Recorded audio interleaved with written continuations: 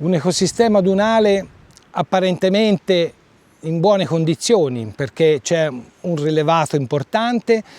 c'è molta sabbia, però siamo di fronte certamente a situazioni nelle quali il ripristino ecologico di quest'area è sicuramente una delle attività da porre in essere.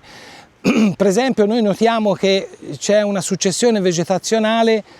in qualche modo decapitata, mancano tutte. Noi vediamo in primo piano un cespuglio di ginepro, fa parte di un habitat di interesse comunitario, prioritario, però mancano tutte le fasi vegetazionali precedenti alla creazione della sommità dunale, della duna a ginepro coccolone. Manca la vegetazione della duna, della cosiddetta duna bianca ad Ammophila arenaria, mancano le fasi di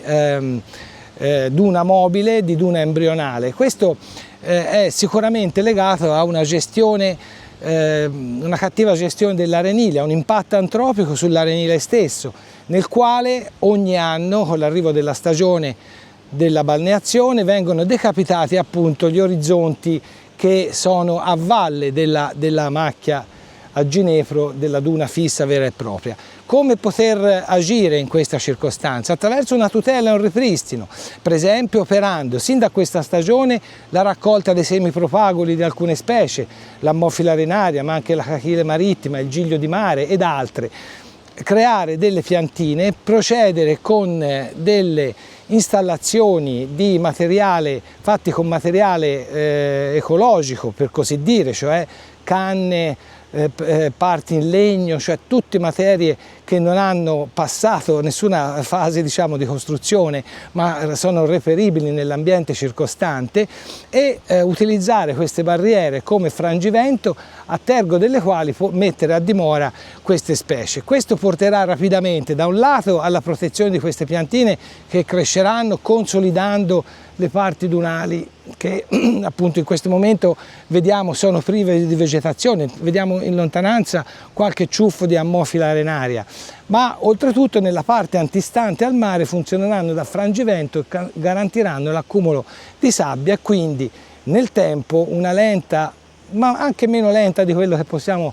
immaginare, un'evoluzione, una ricostituzione di un ambiente dunale che non sarà più frammentato. Col passare del tempo si riunirà e quindi la duna riconquisterà quegli orizzonti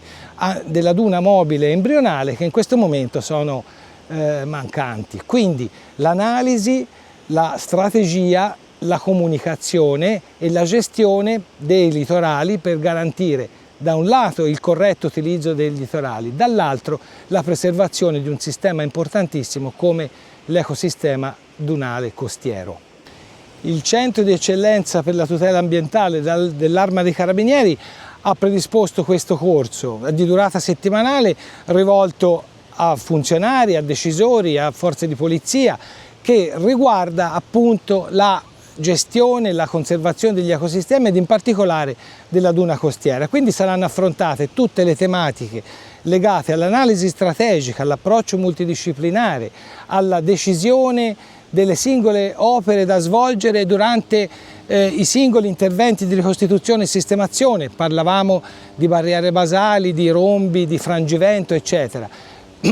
Gli aspetti tecnici legati alla raccolta di semipropagoli delle specie alofile, si chiamano, di interesse vegetazionale per ogni singola area, e successivamente la creazione di queste opere di difesa corredate da un progetto strategico di utilizzo degli arenili attraverso corrette strutture per poterli fruire senza impattare necessariamente sull'ecosistema dunale, e da ultimo ma non ultimo una corretta comunicazione nella quale sia posto in grande risalto l'importanza di un ecosistema integro, di una duna costiera integra che garantisca